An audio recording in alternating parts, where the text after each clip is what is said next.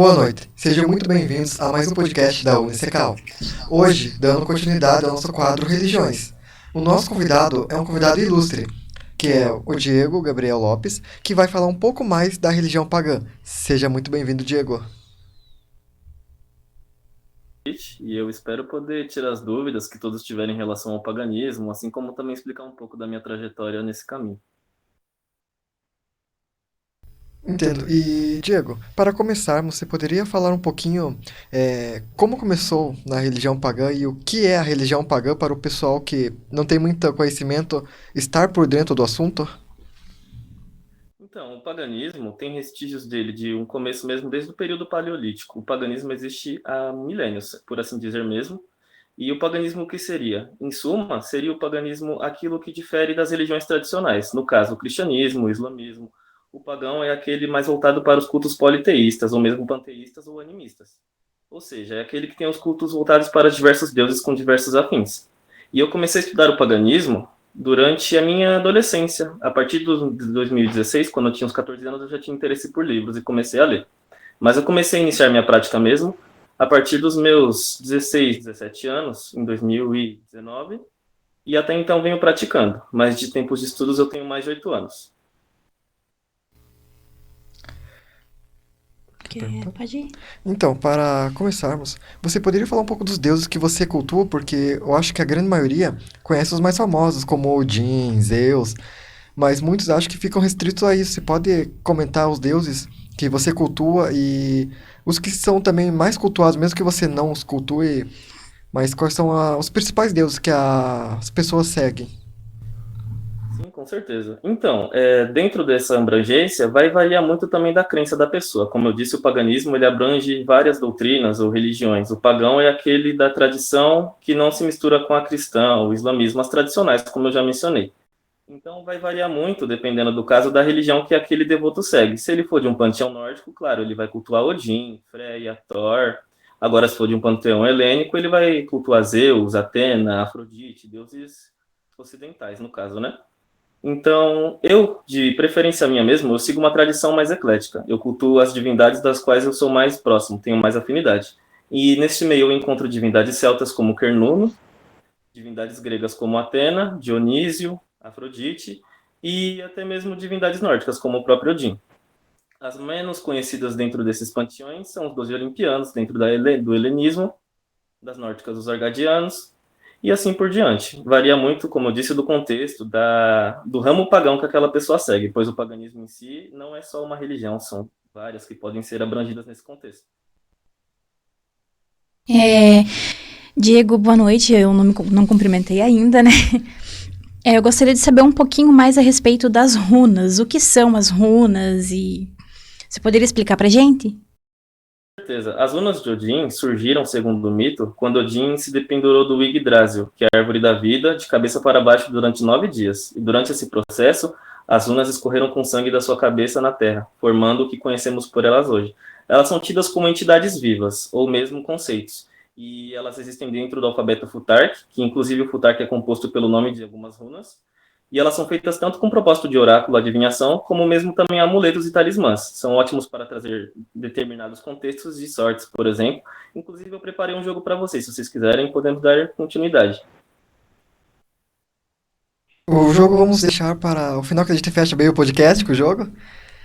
E aproveitando um pouco, você falou da questão dos deuses, como que você soube quais deuses cultuar? Porque eu acho que isso é uma questão muito interessante, porque eu acho que não é simplesmente você olhar a religião e falar, vou cultuar Odin, é isso. Teve algum método ou meio que te levou a cultuar os deuses que você tem? É tipo afinidade ou tipo um chamado? Muito por isso, você não pode simplesmente chegar numa divindade e pronto, vou cultuar ela. Muitas vezes, uma divindade é preciso que ela te aceite no culto. Você deve ter o respeito mútuo pelas divindades, independente do panteão da qual ela se apresenta. E quando você for se apresentar a ela, você deve, acima de tudo, manter respeito. Os deuses, dentro da tradição pagã, pelo menos, eles, assim como nós, têm sentimentos, têm emoções, personalidades distintas e diferentes.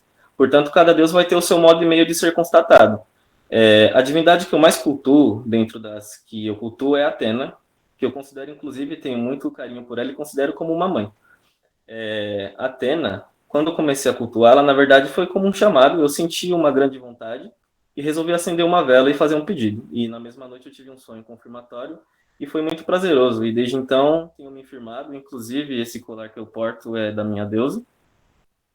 E tem um laço azul, que é uma das cores de Atena também. Entendo. E quando você faz esse culto, você apenas cultua eles, pede coisas em troca? Como que funciona essa questão dessa ligação entre o humano e o divino? Sim, então, dentro do paganismo, a devoção é maior do que a adoração. Como eu posso explicar isso? Você ser devoto não quer dizer que você vai precisar adorar aquela divindade acima de todas as coisas. Não, pelo contrário. É a liberdade. O caminho do pagão é a liberdade. Ele tem a liberdade de seguir aquilo que ele acha melhor, aquilo que lhe convém. E com os deuses não é diferente. Desde que você preste os cultos devotamente, você sendo devoto, desde que você lembre de pelo menos acender uma velhinha de vez em quando, queimar uma erva em nome da divindade, ou mesmo acender um incenso, defumar sua casa, já são pequenos atos que vai te aproximar do divino. Ou seja, as pequenas coisas. Cuidar da natureza, principalmente, é fundamental, porque os deuses também existem nas coisas da natureza e estão presentes em tudo à nossa volta.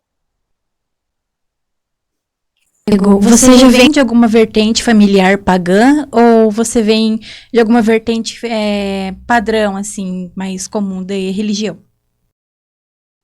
Na minha família, é mais comum a religião cristã mesmo, mas dentre os meus familiares tem bastante umbandistas, pessoas do panteão Yorubá no geral, e inclusive a minha irmã também segue o ramo pagão, só que ela é Wicca. Entendo. E aproveitando um pouco o gancho dessa pergunta da Mari, uma coisa que sempre acontece é um conflito entre crenças de cristãos e pagãos. Com você já aconteceu alguma situação complicada que você foi julgado pelas suas crenças? Ou você conhece alguém que tenha sido julgado dessa forma que você olha esse conflito e tem uma opinião sobre isso? Sim, então, comigo, graças aos deuses, nunca chegou a ocorrer, nunca tive esse problema, porque eu também sou, em relação às minhas crenças, eu sou muito fechado para mim e eu também sei como funciona o mundo lá fora, né? E querendo ou não, o preconceito sempre vai existir, né? E quando também tem a ignorância, é um pouco difícil das pessoas compreenderem, né? Terem aquela tolerância, porque sempre vai ter o julgamento, né? Porque, querendo ou não, a religião predominante, que é o cristianismo, vai ter a opinião dela formada quanto a isso, e os seus devotos também. E, inclusive, esse é um tema interessante, pois eu estava debatendo com meu pai isso hoje. Meu pai é católico, e eu comentei sobre a minha vinda no podcast, e ele falou para mim que entende, e inclusive ele pretende assistir, e ele falou que, mesmo dentro do catolicismo, existe um certo preconceito também, pois muitas pessoas, mesmo do ramo cristão, acusam os católicos de adoração a ídolos, no caso, os santos dos católicos, que não é diferente conosco, os pagãos, que também cultuamos divindades. Mas é aquilo, né? A tolerância é fundamental, tanto nas crenças do paganismo quanto no cristianismo. Você tem que valorizar. Não, se você não quiser valorizar, pelo menos tolere, seja tolerante com o próximo. Muitas religiões pregam o amor e o companheirismo. E aproveitando o que você falou, é, como que você enxerga essa questão do conflito? Por que que existe conflito? Não seria possível talvez viver em paz, cada um com sua crença? Ou você acha que cada um por ter uma religião sempre vai tentar implantar a sua ideologia para outra sociedade, outra pessoa? Sim, então, esse é um contexto também muito histórico, né? Então vai muito também das raízes, das tradições que aquela pessoa foi acostumada, não só em sua família, mas no seu ramo. Seja a igreja que ela frequenta, ou o terreiro que ela vai, vão impor de algum modo alguma doutrina na pessoa, algum modo de pensar, algum modo de agir. E tanto dentro quanto fora do paganismo, isso acontece também. Tanto que alguns bruxos têm modos diferentes de pensar de outros, porque mesmo dentro do paganismo existe a bruxaria. E também outro ponto interessante a se levantar é que muitas pessoas julgam quem pratica essas coisas por conta de associar diretamente ao inferno, ao diabo, sendo que também mesmo dentro das pessoas que têm a fé cristã, algumas praticam simpatias e pequenos atos como queimar um incenso, acender uma velhinha, e esses atos são considerados, querendo ou não, um ato pagão. Você estaria favorecendo a bruxaria, essas coisas, por assim dizer. E é um ponto interessante de se levantar. É, aproveitando para mandar um tema um pouquinho polêmico, mas que eu sempre tive curiosidade, talvez quem assiste também vai ter. O Natal é uma festa cristã? É uma festa pagã? Como que funciona essa questão? Então, o Natal, dentro do paganismo, ele é chamado de Yule, mas também é mais para dentro do neopaganismo, que ele já engloba a Wicca e as religiões neopagãs, que são as que tentam resgatar o paganismo da antiguidade. E dentro da Wicca, principalmente, o Yule seria o quê? É resgatar quanto à deusa. A deusa seria a deusa mãe, a deusa tripla. E seria um festival também em homenagem ao deus Cernuno, ou o deus de chifres, o deus cornífero, aquele que também emprega as estações. E então o Natal, pelo menos dentro desse ramo pagão, seria isso: a morte do Deus, pois no inverno ele morre e no verão ele renasce, pronto para seguir o seu ciclo, porque ele é o Deus da vida e da morte e ele corre junto com os ciclos das estações. Então o Yule, dentro pelo menos do paganismo, significaria isso: o renascimento. Diego, você chegou a seguir outra vertente dentro do paganismo? Eu pratico muitos ramos de paganismo, mas de seguir mesmo eu não tenho uma doutrina específica, tanto que eu sou muito voltado para o agnosticismo teístico, que é eu ter as minhas crenças difusas, mas não me associar a nenhuma religião. Entendo. E atualmente a religião pagã está voltando muito em alta. Por exemplo, na Grécia estão voltando a adorar os deuses. Em alguns países ali mais, entre aspas, nórdicos, estão voltando a adorar Odin, Thor. Como que você vê essa volta do paganismo voltando com grande força no mundo e na sociedade atual? Você julga que essa volta é por conta da atualidade, que é mais, entre aspas, tolerante? Ou tem algum outro motivo para a religião pagã estar voltando com força? Eu acredito que tanto as raízes epistemológicas, ideológicas também do devido local também são importantes e fundamentais para o retorno desse paganismo. É o que também nós chamamos de neopaganismo, que é o resgate. Dentro da Grécia, isso é chamado de helenismo, que é o resgate dos reconstrucionismos helênicos, do que os gregos pregavam na antiguidade para a atualidade, assim como também ocorre na nórdica. E eu acho o fato disso acontecer importante, porque é um pedaço da cultura daquele povo que foi apagado de um modo ou de outro, e está sendo remanescida agora. E acredito sim, por conta da gente viver num século mais tolerante, isso proporcionou esse fato de as coisas poderem estar voltando como é.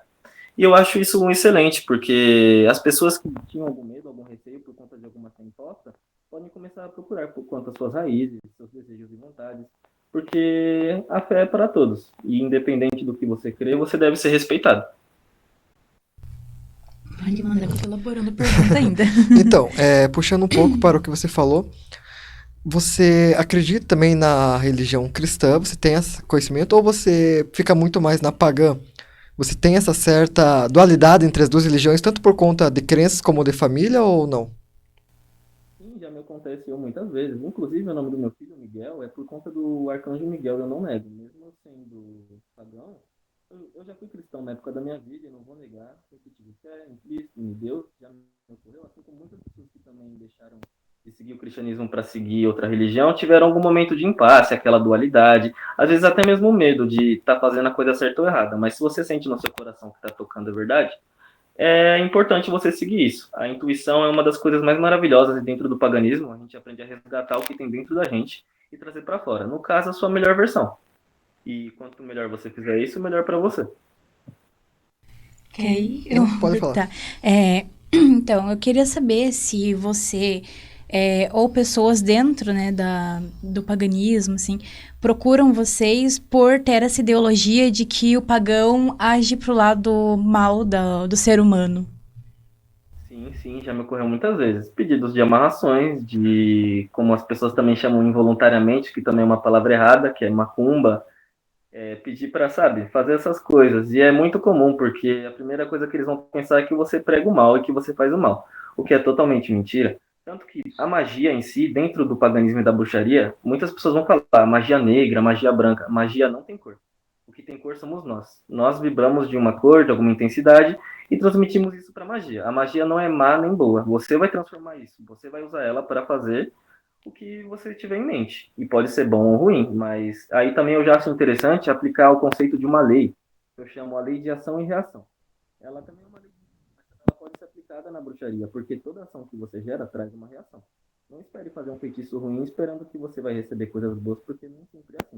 Sejam as crenças que você acredita, os deuses que você cultua, muitas vezes têm um preço e sempre será cobrado. Portanto, eu recomendo a quem está assistindo agora e que gosta de praticar, e mesmo se o seu conhecimento for intermediário ou for um longo conhecimento, não recomendo de forma alguma praticar o mal, evite ao máximo, porque o karma também age, quem não acredita também no auxílio, eu recomendo ler um pouco a respeito, porque também interage bastante com essa questão da lei de ação e reação. Porque o que você faz uma hora vai voltar ou vai ter uma reação que pode não ser do seu agrado. Portanto, sempre pense no que você vai falar em relação às pessoas. E, Diego, aproveitando essa questão da pergunta da Mari, da sua resposta, que é essa questão de quem tá no paganismo é algo mal, entre aspas. Como que você se sente para falar disso abertamente? Você se sente bem? É a primeira vez? Ou você já tinha falado antes abertamente sobre a sua religião, suas crenças? Conta um pouquinho para nós como que é. Eu já tinha falado abertamente com a minha família e fui muito bem aceito, na verdade, porque na minha família, apesar da religião predominante ser a cristã, tem muitos daqueles que praticam as matrizes africanas, no caso o candomblé ou a umbanda. A minha irmã mesmo, como eu mencionei, ela pratica o paganismo também, uma prima minha. E nessa questão a minha família é muito, sabe, você pode fazer,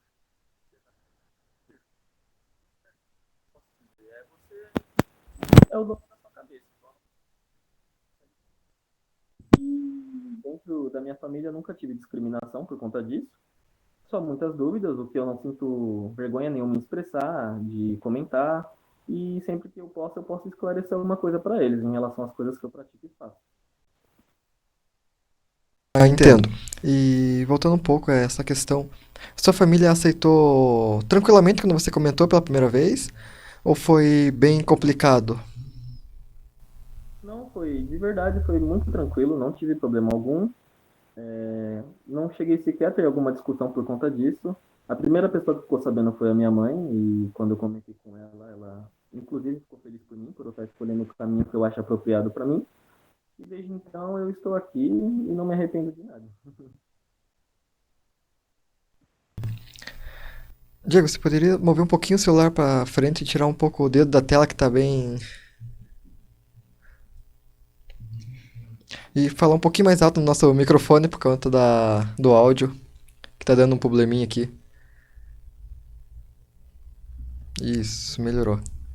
É, Deixa eu pode ir.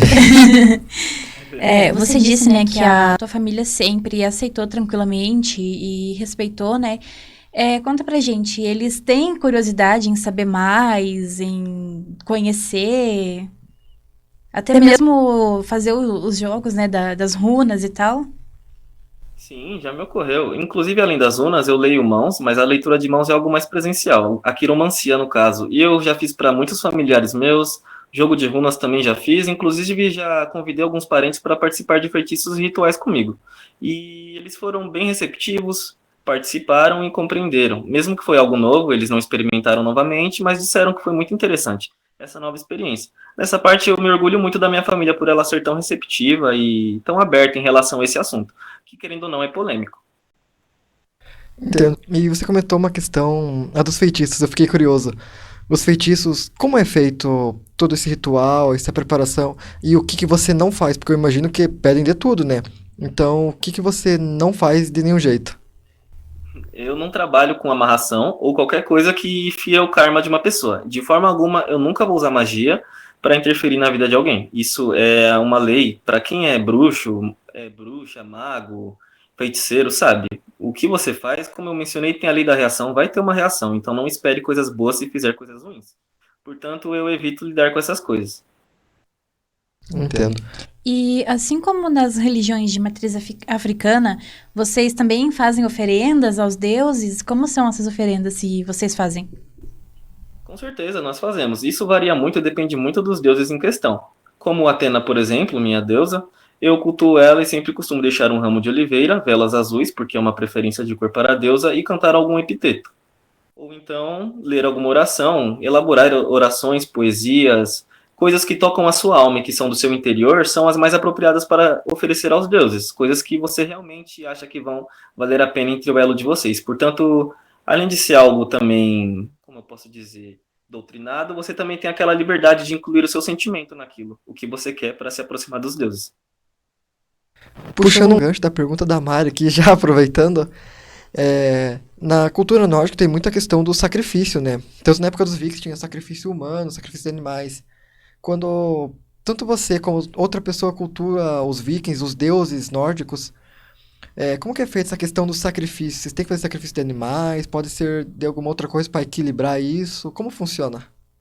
Então, existem sim feitiços e rituais que exigem sacrifícios. Eu particularmente não os faço, mas tem feiticeiros que fazem, não julgo porque é uma tradição antiga, é milenar, acontece muito, mas geralmente quando esse animal é sacrificado, pelo menos na atualidade, nada dele é desperdiçado. Ele é ungido, abençoado antes e depois da prática, e a sua carne é consumida, para que não haja nenhum desperdício de um sacrifício. Afinal, você está sacrificando uma vida em prol das divindades ou dos seus objetivos. Então, é muito mais uma questão de opinião também, em relação ao que a pessoa também acha em relação a dos sacrifícios. Eu particularmente não faço, opto por não fazer, porque eu prefiro fazer de modos mais alternativos, o que também é possível. Se você não quer optar por sacrifícios, é sempre bom dar uma pesquisada em relação à divindade que você quer cultuar e que você quer ofertar, porque sempre pode ter outra alternativa. Entendo. E existe uma questão de perigo ao cultuar os deuses, até para outras pessoas que, por exemplo, você tem uma rixa com outra pessoa que cultua outro deus, e ele quer tentar fazer algum feitiço contra você. Você faz essa proteção? Como que funciona quando vocês cultuam o mesmo deus? Como que é essa questão de vocês? Então, quando você cultua uma divindade, o seu laço com ela é único. Nenhum laço vai ser semelhante, porque cada um tem o seu modo de pensar, o seu modo de agir, a sua aura e o seu coração. E os deuses julgam isso de cada pessoa. Então, se entrar em um conflito, digamos que quem tiver a ideologia mais forte, o ideal mais forte, porque também vai depender muito da divindade. Vamos supor que ocorra com pessoas que cultuam Ares, ele é o deus da guerra. Então a propensão ali é o circo pegar fogo, entendeu? Agora, quanto a. Voltado mais agora, a contraparte de Ares, que no caso seria Atena, como já mencionei muitas vezes ela também, seria também a parte mais sábia, estrategista da negociação, varia muito também da divindade. Para ter um contexto de um impasse assim, a divindade cultuada é fundamental para saber o que poderia se suceder disso. E para se proteger, né, desses conflitos, como o Gabriel mencionou aqui, você, né, particularmente pratica algum tipo de banimento? Como que funciona? Certeza. Banimento eu pratico bastante, dependendo das fases da lua, eu costumo fazer na lua minguante, que também é mais apropriada para o banimento, mas também a lua cheia, ela tem um potencial muito poderoso, que não é só de banimento, mas para qualquer tipo de prática e feitiço.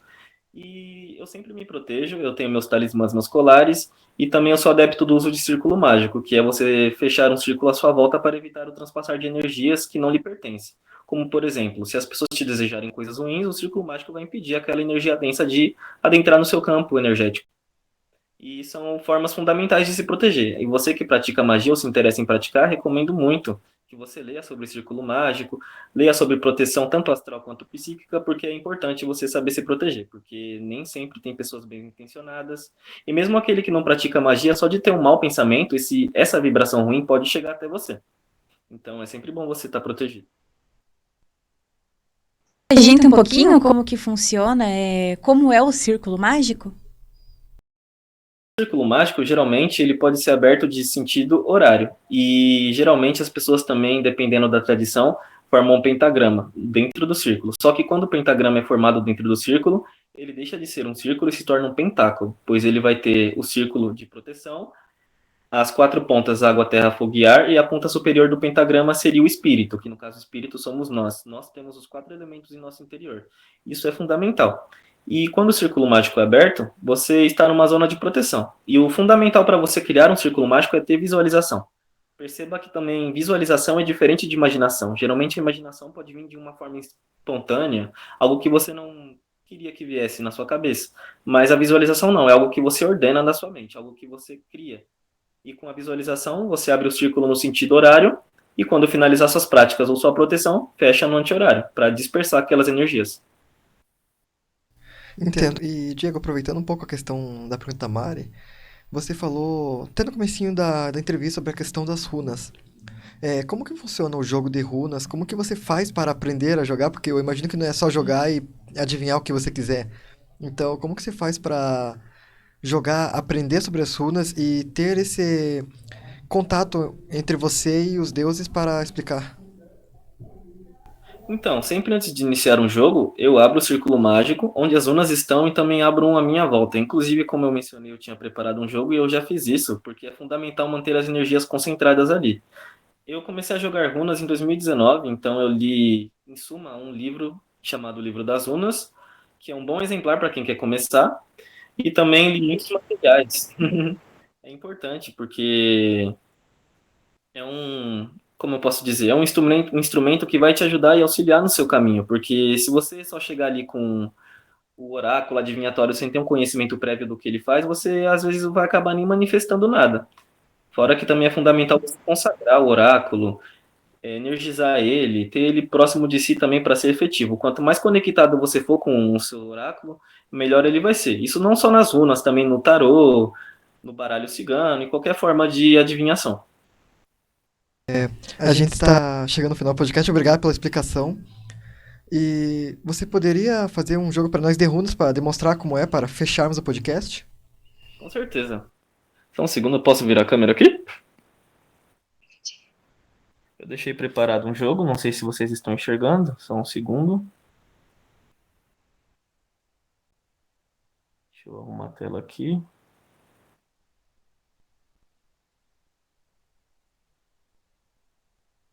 Como vocês podem ver, tem algumas runas separadas. Conseguem me ouvir? Essas runas foram escolhidas por mim intuitivamente antes do podcast. Eu mencionei com o Gabriel que iria preparar um jogo. E inclusive as pedras que estão relacionadas às runas, como vocês podem notar, algumas pedras espalhadas em torno delas. E cada pedra também está associada a uma runa da qual eu preparei. Portanto, eu gostaria que vocês escolhessem cada uma runa e eu vou dizer em relação a ela para vocês, pois elas vai trazer um conselho para vocês em relação ao presente, mas que pode ser agregado ao futuro.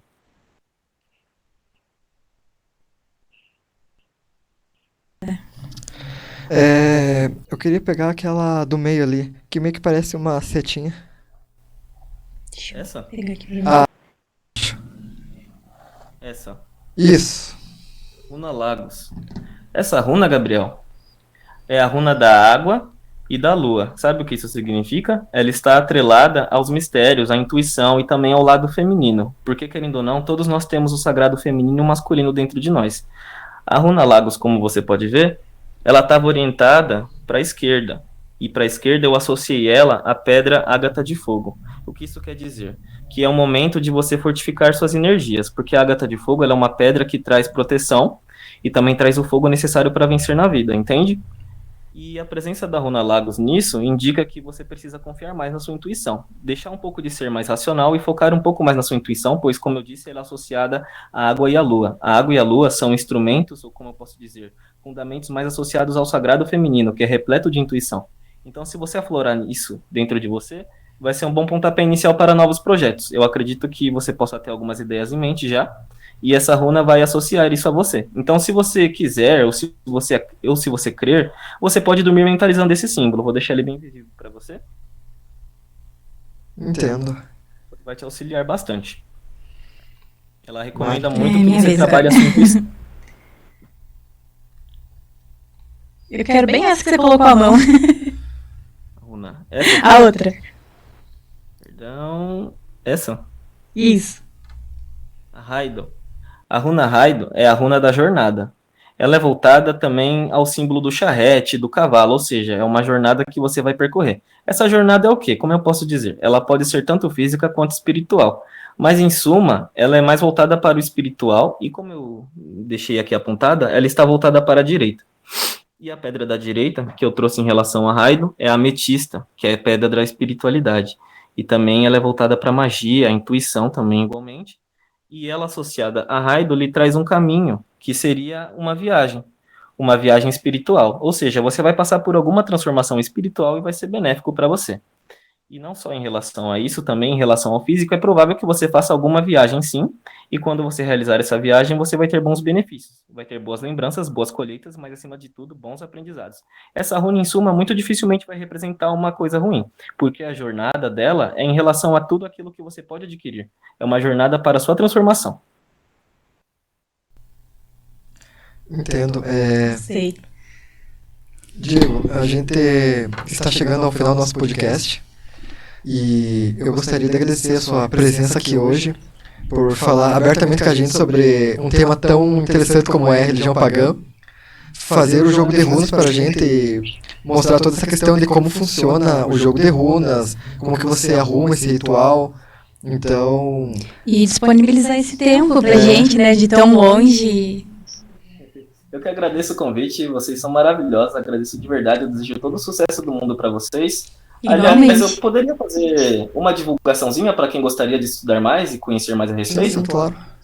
Então, pessoal, se vocês têm interesse em conhecer mais em relação à bruxaria, paganismo, magia no geral, ou também outras tradições, existe uma comunidade no Amino, não sei se já ouviram falar do Amino?